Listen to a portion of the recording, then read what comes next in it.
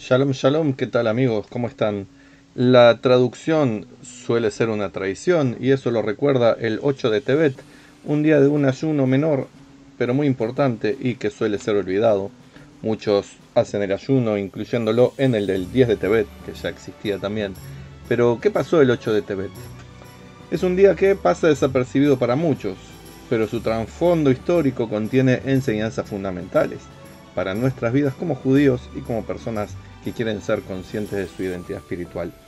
Este día marca la traducción de la Torá al griego, la primera vez que se tradujo fuera de un marco judaico el texto sagrado del pueblo judío, un evento que tuvo lugar durante el reinado del rey Ptolomeo II de Egipto, aproximadamente en el segundo 3 antes de la era común. Aunque a primera vista podría parecer un avance positivo en la difusión de nuestra sabiduría ancestral, de hecho, la propia Torá en su finalización dice que había que Baer Eitef, y es entendido como escribirlo en los 70 idiomas de las naciones, para que cuando los judíos fueran expulsados de la Tierra Santa y volvieran, estuviera el texto de la Torá en los idiomas que los judíos hablaran. Así que tiene un punto de vista favorable. Este no es en sí mismo un avance positivo, el de la traducción de Ptolomeo, el de la famosa Septuaginta. Los sabios judíos de la época lo vieron como una tragedia. ¿Pero por qué? Así que los invito a reflexionar juntos al respecto. ¿Qué fue lo que sucedió? Ptolomeo, según cuenta la leyenda, ordenó que 72 sabios judíos, estrictamente sabios judíos, que sabían de manera exquisita el hebreo, conocían y entendían la Torá, sus interpretaciones, su mística, su contenido profundo, más allá de lo literal, y que también conocían el griego, evidentemente, iban a trabajar de traductores, hizo que trabajaran individualmente en la traducción de la Torá al griego. Y nos cuenta la historia que fueron puestos en 72 habitaciones, cada uno vivía ahí adentro, comían ahí, no tenían contacto entre ellos, de esa manera no iban a poder conciliar entre ellos que iban a decidir como traducción. Entonces cada uno trabajó individualmente en esta traducción de la Torá, del hebreo al griego. Esto es conocido como la Septuaginta, la versión de los 70.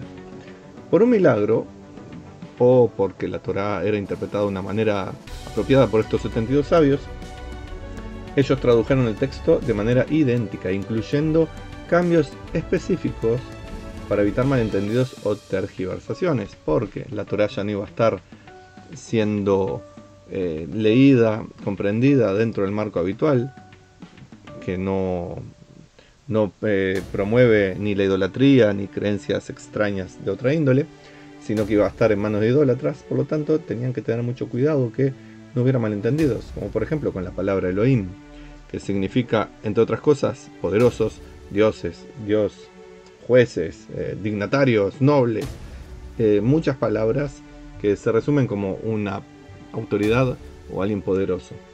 Y es uno de los nombres de Dios, por lo tanto había que usar con cuidado la palabra Elohim y dónde usarlo, por ejemplo.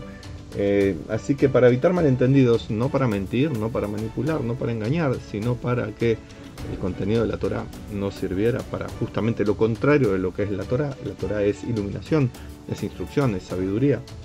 Así que sin ponerse de acuerdo entre ellos, sin comunicarse entre ellos, para evitar los malentendidos, ellos hicieron los mismos cambios los 72, como dando a entender que su sabiduría era tan excelsa, tan excelente, tan exquisita, que bueno, así funcionaban las cosas. Ellos cambiaron sin cambiar el sentido del texto, pero sí cambiaron para que hubiera menos problemas en la interpretación. Espero que se entienda. Igual, aquel que quiere comprender la Torá, lo que tiene que hacer es leerla en hebreo. Y no es simplemente una lectura. La Torá, igual que cualquier otro texto judío, hay que entenderlo a través de las enseñanzas de los maestros, conociendo las interpretaciones correctas y adecuadas, evitando confusiones que llevan a la idolatría, aprendiendo el idioma antiguo de casi 4000 años, entre otras cosas. Sin embargo, a pesar de que hicieron este esfuerzo y la Torá fue puesta en griego, los sabios más adelante consideraron este día, el 8 de Tebet, como un día oscuro, amargo, comparable al día en que el pueblo de Israel participó de la fabricación que habían hecho los idólatras del becerro de oro. Así que el 17 de Tamuz, que es un triste día, donde iba a ser un día de suma alegría, donde íbamos a recibir la Torá, íbamos a recibir los así llamados 10 mandamientos, que hay 14, en realidad son 10 frases. Los idólatras que estaban acompañando al pueblo judío provocaron el becerro de oro, lo que transformó el 17 de Tamuz en un día así, un día oscuro, un día amargo. Lo mismo el día 8 de Tebet, cuando se supone que al tener la Torá en griego era una buena oportunidad para que la gente pudiera comprenderlo. Los sabios entendieron, es un día traicionero, es un día amargo, es un día que corresponde que se haga ayuno. Pero ¿por qué tanto dolor por una traducción? ¿Por qué hacerlo en un ayuno? ¿Por qué verlo como algo tan negativo? Bueno, porque la Torá es nuestra, del pueblo judío, guía espiritual. Nos lleva por los caminos que Dios quiere para nosotros, nos indica cuál es el camino correcto.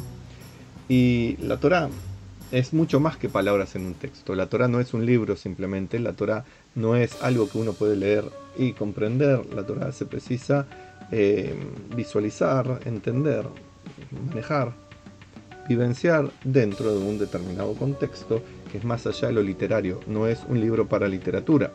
Los que hacen literatura pueden leerlo y pueden hacer sus interpretaciones, pero es mucho más que eso. Es un código de vida que va más allá de un código legal, que va más allá de historias. Por lo cual tenemos que entender que es un vínculo sagrado, un vínculo vivo con lo divino. No son palabras de un texto, no es literatura. Está lleno de matices, de profundidades, que solo se entiende plenamente en su idioma original, que no es el mismo hebreo que el actual, y en un contexto determinado de hace 3300 años.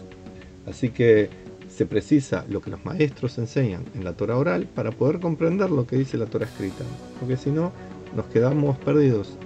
Debemos ver que la Torá escrita y la Torá oral son parte del mismo iceberg. La parte de la vista es la parte que está en el témpano encima del agua, la parte oculta es la Torá oral, que la parte más profunda sería la Kabbalah. Una y otro no son cosas separadas, son la misma entidad, solamente que los simplones ven la parte de arriba y entienden que es lo único que hay, y los otros profundizan un poquito, un muchito y hasta un muchísimo. Hay que comprender el témpano, el iceberg en su totalidad. Cuando uno se queda solamente con el texto escrito de la Torá escrita, uno se pierde todo el resto.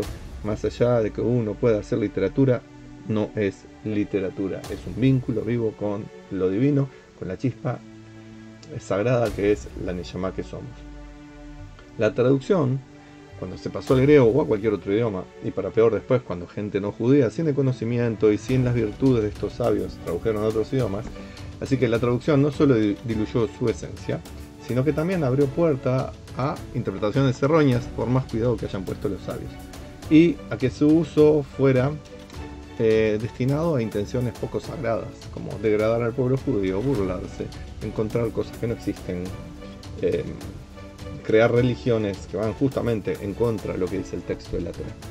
Por lo tanto, este ayuno, que no muchos lo conocen ni lo hacen, pero existe, el ayuno del 8 Tebet, nos invita a reflexionar sobre la importancia de preservar la autenticidad de nuestra herencia y sobre los riesgos de descontextualizar nuestros textos sagrados. En un mundo donde la información abunda, más bien los datos están desparramados por todos lados y las fake news son a la orden del día, el entendimiento profundo escasea. Cada vez dependemos más de Google o de ChatGPT o todos sus similares para no ejercer nuestro raciocinio, nuestra memoria, nuestra lógica. Cada vez nos vinculamos más a través de redes sociales sin comprender la profundidad de lo que entendemos. Nos dejamos llevar por lo general por fake news o por cosas que emocionan. Por eso tienen tanto poder negativo mucha gente.